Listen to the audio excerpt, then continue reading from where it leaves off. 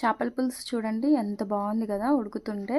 ఇది చాలా కలర్ఫుల్గా ఉంది కదండి. ఈ చేపల పులుసు ఎలా చేయాలో చూపిస్తాను. ఇది సముద్రం చేప అండి, సముద్రం కొయ్యంగా అంటారు.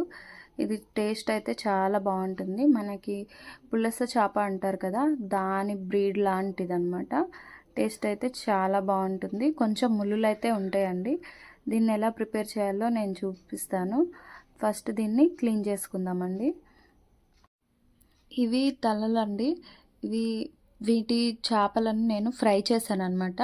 తలను సపరేట్గా ఉంచేసాను, ఎందుకంటే చేపల పులుసులో వేసుకుంటే టేస్ట్ బాగుంటుందనేసి. అలాగే ఈ చేపలకి సపరేట్గా ఒక బొడ్డు అనేది ఉంటుందండి. అది అన్ని చేపలకి ఉండదు. చూసారా, దాన్ని మనం కర్రీలోనే మనం వేసేసుకుంటే అది ఉడికిపోతుంది. టేస్ట్ కూడా చాలా డిఫరెంట్గా ఉంటుంది. అంటే మనం చికెన్లో చూస్తుంటాం కదా, కిడ్నీ లివర్ అంటారు కదా, అలా టైప్లో ఉంటుంది. టేస్ట్ అయితే చాలా బాగుంటుంది. ఈ టైప్ ఆఫ్ ఫిష్ తీసుకుంటే కనుక మీరు ఈ చేప బొడ్డు అనేది కూడా తీసుకోండి క్లీన్ చేయించుకుంటున్నప్పుడు. చూస్తున్నారా, నేను ఈ విధంగా క్లీన్ చేసుకుంటున్నాను అండి. నాకు ఓన్గా క్లీన్ చేయడం వచ్చు. అంటే నాకు ఫస్ట్ నుంచి ఏం రాదండి. ఆఫ్టర్ మ్యారేజ్ అయిన 3 ఇయర్స్కి నేను నేర్చుకున్నాను. చెప్పాను కదా, నాకు అసలు వంటలు అనేవే రావు. నేను చాలా యూట్యూబ్స్లో చూసి చూసి నేర్చుకున్నాను. మా అత్తయ్య వాళ్ళు, మమ్మీ వాళ్ళు అన్ని విషయాల్లో నాకు బాగా సపోర్ట్ చేస్తుండేవాళ్ళు. నాకు ఏమీ వచ్చేది కాదు. మెల్లమెల్లగా అన్నీ ఇంకా మా హస్బెండ్కి నచ్చినట్టుగా నేర్చుకున్నాను అనమాట. ఇప్పుడు మీరు ఏ వీడియోస్ చూసినా, ఎవరు మీకు చెప్పినా కూడా ఇది ఇలా చేయాలి అలా చేయాలి అన్నప్పుడు అదంతా విని మీకు కన్వీనియంట్గా ఉండేంత టేస్ట్లో మీరు చేంజ్ చేసుకోవచ్చు అనమాట వంట అనేది. ఫస్ట్ మనం నేర్చుకుంటే సరిపోతుంది. తర్వాత దాన్ని ఎలా మార్చుకోవాలి మనకి ఇంట్లో వాళ్ళకి నచ్చినట్టుగా అనేది మొత్తం మన చేతుల్లోనే ఉంటుంది. అందుకే ఫస్ట్ అయితే స్టార్ట్ చేయండి రాకపోయినా కూడా. నేను ఇలాగే నేర్చుకున్నాను అనమాట. తర్వాత క్లీనింగ్ కూడా నేనే నేర్చుకున్నాను. ఎందుకంటే బయట క్లీనింగ్ చేపిస్తాం కానీ అంత ప్రాపర్గా చేయరు, మళ్ళీ ఇంటికి వచ్చినాక చేసుకోవాలి. కాబట్టి నేనే ఓన్గా కొన్ని ఇంట్లో ఇవి టిప్సే వాడుతుంటా. చూసారా, పీలర్ని నేను ఈ విధంగా వాడుతుంటాను. దీనివల్ల దానికి ఉన్న కొంచెం కొంచెం పొలుసు ఉంటుంది కదా, చేపల పొలుసు కంప్లీట్గా పోతుంది. మనకి నీట్గా క్లీన్ చేసుకున్న సాటిస్ఫాక్షన్ కూడా ఉంటుంది కదా. చూసారు కదా, ఆ పీలర్లో ఉండేదాన్నే నేను యూస్ చేస్తూ ఉంటాను పొలుసు క్లీన్ చేయడానికి. ప్రతి చేప ముక్కను మనం నీట్గా ఇలా గీకేస్తూ ఉంటే దానికి ఉన్న పులుసు అనేది నీట్గా వచ్చేస్తుందండి. ఎందుకంటే చేప పులుసు కొంచెం ఉన్నా కూడా అది మనకి డైజెషన్ అనేది అవ్వదు, కాబట్టి లోపలగా మనకి ఇంటర్నల్గా ప్రాబ్లం అవుతుంది. అలాగే చిన్నపిల్లలు అనేది కూడా తింటారు కాబట్టి నేను మంచిగా 4-5 సార్లు క్లీన్ చేసుకుంటా అండి. ఎంత బయట చేపించినా కూడా నాకు సెల్ఫ్గా క్లీన్ చేసుకుంటేనే నాకు సాటిస్ఫాక్షన్ అనిపిస్తుంది. నెక్స్ట్ ఈ ఫుల్ చేప ఇలా కట్ చేస్తున్నా అండి. మా ఇంట్లోనే కొన్ని సిజర్స్ వాటికంటూ పెట్టుకున్నాను అనమాట. వాటితో క్లీన్ చేసేస్తాను. అది మనం బయట కూడా చేపించుకోవచ్చు, చాలా బాగా చేస్తారు. కానీ ఎంత చేసినా కూడా చేపల్లో మనకున్న ప్రాబ్లం ఏంటి అంటే చికెన్ మటన్ లాగా ఓన్లీ కడిగి వండేసుకోవడం జరగదు. కొంచెం మనం సెల్ఫ్ క్లీనింగ్ కూడా చేయాల్సిందే, తప్పదు. కానీ మా ఇంట్లో బాగా చేపలు ఇష్టం కాబట్టి మా హస్బెండ్కి, ఆయన కోసం నేను ఇలా చేస్తుంటాను. అంటే మనకి ఇష్టమైన వాళ్ళ కోసం మనకి నచ్చినట్టు ఉండడం కాదు కదా, వాళ్ళకి నచ్చినట్టు చేయడమే కదా. ఇవి తన కోసం నేను నేర్చుకున్నాక తను చాలా హ్యాపీగా ఫీల్ అవుతాడు. ఇప్పుడు ఎలాంటిగా అయినా చేపలని నేను వండగలుగుతున్నాను. స్టార్టింగ్ అయితే చెప్పాను కదా, 3 ఇయర్స్ నేను అసలు చేపలు అనే జోలికే వెళ్ళలేదు. మా అత్తయ్య, మా అమ్మ వాళ్ళే చేపల కర్రీ వండి పంపించేసేవాళ్ళు నాకు రాదనేసి. వాళ్ళు వండి పంపించినప్పుడే ఆయన తినేవారు. ఆయన ఇలా అనేవారు వండొచ్చు కదా అనేసి, కానీ నాకు రాదు. అవి ఊరికే కర్రీ కదుపుతుంటేనే ఇరిగిపోతాయి, డెలికేట్గా ఉంటుంది అని నేను చాలా భయపడేదాన్ని చేపలు వండాలంటే. వండడం నేను స్టార్ట్ చేసిన తర్వాత నాకు కొంచెం కొంచెం ఈజీ అనిపించింది.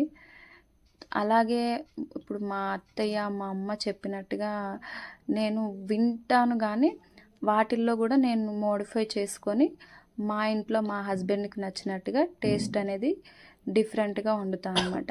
అదే నేను మీకు చూపిస్తున్నాను. ఎందుకంటే ఇప్పుడు మన ఇంట్లో సెట్ అవ్వదు కదా, ఇప్పుడు ఎవరిదైనా కూడా ఒక్కొక్కరిది ఒక్కొక్కలాగా ఉంటుంది టేస్ట్. వాళ్ళకి నచ్చినట్టుగా మనం కొంచెం చేంజెస్ అనేది చేసుకుంటే అది సరిపోతుంది. ప్రాసెస్ అనేది సేమ్ ఉంటుంది, అందులో మనకి మసాలా, ఉప్పు, కారం వాటిల్లో చేంజెస్ అనేవి చేసుకుంటే సరిపోతుంది. నేను ఫిష్ కర్రీస్ కోసం చాలా భయపడేదాన్ని, కానీ ఇప్పుడు ఒక్కొక్క చేపల కూర వండుతూ ఉంటే దాంతో ఎలా పట్టుకోవాలి, చేపని ఎలా క్లీన్ చేయాలి, అలాగే ఎలా కర్రీ చేయాలి, వండేటప్పుడు ఎలా కదపాలి, అవన్నీ కూడా నాకు వస్తూ ఉన్నాయన్నమాట. అంటే స్టార్టింగే రాదు కదా మనకి, మెల్లమెల్లగా వస్తూ ఉన్నాయి. ఇప్పుడు నా ఓన్గా చేయగలుగుతున్నాను. దానికి కంప్లీట్గా మా ఆయనకే క్రెడిట్ ఇవ్వాలి. ఎందుకంటే ఆయననే ట్రై చేయి ఎలాగోలా వస్తుందిలే అని అంటుండేవారు. అందుకనే మీరు కూడా ట్రై చేయండి. ఎందుకంటే మనకి చికెన్ ఎట్లా అంటే చికెన్లో మనకి కోడికి ఇంజెక్షన్స్ ఇస్తారు కాబట్టి అదే అన్హెల్దీ.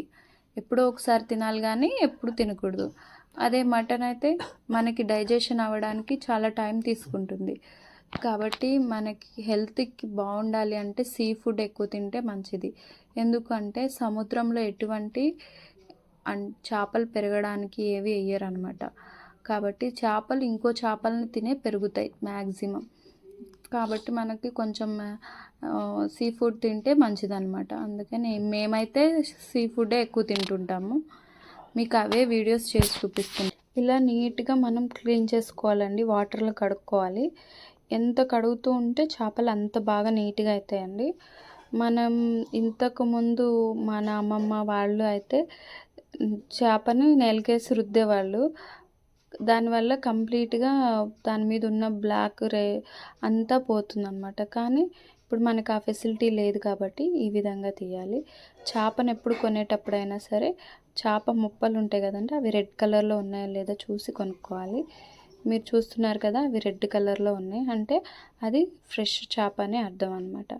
నేను ఈ విధంగా క్లీన్ చేస్తున్నాను. ఫస్ట్ ఒక సైడ్ మొత్తం తీసేసి తర్వాత నెక్స్ట్ సైడ్ది కూడా లాగేసి తర్వాత దాని మధ్యలోది లాగేస్తున్నాను అండి. ఆ ముప్పలు మొత్తం తీసేయంగానే దాంతోపాటు కలిసి వేస్టేజ్ అంతా వచ్చేస్తుంది. చూసారు కదా, ఈ విధంగా వేస్టేజ్ అంతా వచ్చేసిన తర్వాత మళ్ళీ నేను వాష్ చేసుకొని ఇటుగా మా ఇంట్లో ఇలా కట్ చేసే చాకు ఉందండి పెద్దది, దాంతో నేను కట్ చేసేస్తున్నాను. అంటే నేను మీకు చూపించడానికి నేను కట్ చేస్తున్నా కానీ మా హస్బెండే కట్ చేస్తుంటారు. ఇలా కట్ చేసేసుకొని దాని లోపల ఉంటాయి కదా మధ్యలో ఉన్న ఎక్స్టర్నల్స్ అన్నీ తీసేయాలి. చేపలకి మనం చేసేది అదే అండి. ఎక్కడ మిస్టేక్ అవుతుందంటే చేపల కర్రీ చేదుకు రావడానికి ఇప్పుడు ఆ కట్ చేసిన చేపలు రౌండ్గా ఉంటాయి కదా, వాటి మధ్యలో ఉండేదాన్ని మనం నీట్గా తీయకపోతే అక్కడ మనకి ప్రాబ్లం అవుతుంది. ఎందుకంటే దాని లోపల దాని పొట్ట అది ఉంటుంది కదా, దాని ఫుడ్ అన్నీ అది మనం అలానే క్లీన్ చేయకుండా అది తీసి పడేయకుండా మనం చేపల కర్రీలోనే వేసేయడం వల్ల మనకి చేపల కూర చేదొస్తుంది అనమాట. అందుకనే దాన్ని మాత్రం మనం కర్రీలో రాకుండా చూసుకోవాలి, నీట్గా వాష్ చేసుకోవాలి. ప్లస్ చేప మధ్య లోపల ఉంటుంది కదా, దాన్ని తీసేసేయాలి. ఇదిగో చూసారు, ఇది చేప బొడ్డు అండి. ఈ చేప బొడ్డు ఇలా వచ్చింది, చూసారు కదా, ఈ విధంగా ఉంటుంది. దీన్ని కూడా మంచిగా మనం వాష్ చేసేసుకొని వేసేసుకుంటే సరిపోతుంది. ఇలా కొంచెం చేపలు ఇవన్నీ చేస్తున్నామంటే చాలా స్మెల్ వస్తుంది, కానీ బాగా మనం వెంటనే వాష్ చేసేసుకుంటే ఇంకా ఎటువంటి ప్రాబ్లం ఉండదండి. ఈ బొడ్డు చుట్టూ సన్న లేయర్ ఉంటుందండి, అది క్లీన్ చేసేసుకుంటే ఈ విధంగా వస్తుంది. చూసారా, మళ్ళీ ఇవన్నీ నేను వాష్ చేసుకున్నా అండి. ఎట్లా చేస్తానో చూపిస్తాను రండి. మళ్ళీ ఒక్కొక్క చేపని ఈ విధంగా రుద్దుకొని మళ్ళీ పసుపు, ఉప్పు అవన్నీ వేసుకొని కడుక్కోవాలండి. అంతా వాష్ చేసిన తర్వాత నీట్గా అయిపోయినాయి చూసారా చేప ముక్కలు. దీంతో ఇప్పుడు కర్రీ ఈజీ వేలో కడిగి ఇట్లా పెట్టేసుకున్న చేపలను అన్ని ఇంగ్రీడియంట్స్ కలుపుకొని వండేసుకోవడమే అండి. చేపల్లో ఆయిల్ వేసాను చూసారు కదా, అలాగే కొంచెం అల్లం పేస్ట్ అండి, అల్లం వెల్లుల్లి పేస్ట్. నెక్స్ట్ కొంచెం ఉప్పు వేస్తున్నా అండి, ఎందుకంటే చేపల పులుసు కాబట్టి మనం లావు ఉప్పు వేసుకుంటే సరిపోతుంది. నెక్స్ట్ ఏమేసా అంటే కొంచెం పసుపు అండి, పసుపు కొంచెం వేసుకుంటే చేపలకి నీచు వాసన రాదు. నెక్స్ట్ కలర్ కూడా బాగా వస్తుంది. కారం అండి, చేపల కూరకి ఎక్కువ కారం వేసుకోవాల్సి ఉంటుంది, ఎందుకంటే చింతపండు పులుసు వేస్తాం కదా. అలాగే పచ్చిమిరపకాయలండి, కారం అవి ఎక్కువ వేసుకుంటేనే చేపల కూరకి టేస్ట్ బాగా వస్తుంది. చూసారు, ఇవన్నీ వేసుకొని మంచిగా కలుపుకోవాలండి. ఇలా నేను స్పూన్తో కలుపుతున్నాను, కానీ అంత బాగా కలవదు, చేత్తో కలుపు అనేసి మా హస్బెండ్ అన్నారు. తర్వాత ఇదో చేత్తో కలిపేస్తున్నానండి నీట్గా. అంటే వీడియోలో మంచిగా ఉండాలని స్పూన్తో కలిపే, కానీ నేను చేత్తోనే కలుపుతాను. చూసారు కదా, ఈ విధంగా కలిపితే మంచిగా ముక్కలన్నిటికీ ఉప్పు కారం అనేసి అన్నీ అంటుతాయి. తర్వాత వీటిల్లోకి కొంచెం ఆయిల్ తక్కువైంది అనిపించిందండి. తర్వాత నేను కొంచెం ఆయిల్ వేసాను. ఇలా చింతపండు గుజ్జు ఉంటుంది కదా, చింతపండు నుంచి పిండి పెట్టుకున్న గుజ్జుని కలిపేస్తున్నానండి. ఆ గుజ్జు ఎలా అంటే మనకి చేపలు పూర్తిగా మునిగే విధంగా ఉండాలి. చేపలు పూర్తిగా మునిగితేనే మనం పొయ్యి మీద పెట్టినప్పుడు మంచిగా ఉడుకుతాయి అన్నమాట. పూర్తిగా అన్ని వైపుల నుంచి చేప ముక్కలు అనేవి మునుగుతాయి. కాబట్టి చేపలు మొత్తం మునిగే వరకు పెట్టాలి. మనకి ఎంత గ్రేవీ కావాలి అనేది మనం ఉడికించే దాని మీద ఉంటుంది. మీరు చాలాసేపు ఉడికిస్తే దగ్గరికి అయిపోతుంది, గ్రేవీ తక్కువ వస్తుంది. చూసారు కదా, కొంచెం ఆయిల్ ఎక్కువ వేసాను అనమాట, అంతే. అలాగే మీకు ఇంకా గ్రేవీ చిక్కగా కావాలంటే ఇంకా ఎక్కువసేపు ఉడికించుకోవాల్సి ఉంటుంది, కానీ ఫస్ట్ అయితే చేప ముక్కలు మునిగే వరకు మనం పెట్టాల్సిందే చింతపండు గుజ్జు వాటర్ అవనేది. అలాగే లాస్ట్ కొంచెం కరివేపాకు వేసా అండి. చేపల పులుసులో కరివేపాకు ఇలా మనం ఆయిల్లో ఫ్రై చేయకుండా వేయాలి. ఇలా వేయడం వల్ల మంచి టేస్ట్ వస్తుందండి. చూసారు కదా, దీన్ని డైరెక్ట్ నేను పొయ్యి మీద పెట్టేస్తున్నాను. ఈ విధంగా పెట్టేసి మంచిగా ఉడికించేయడమే అండి.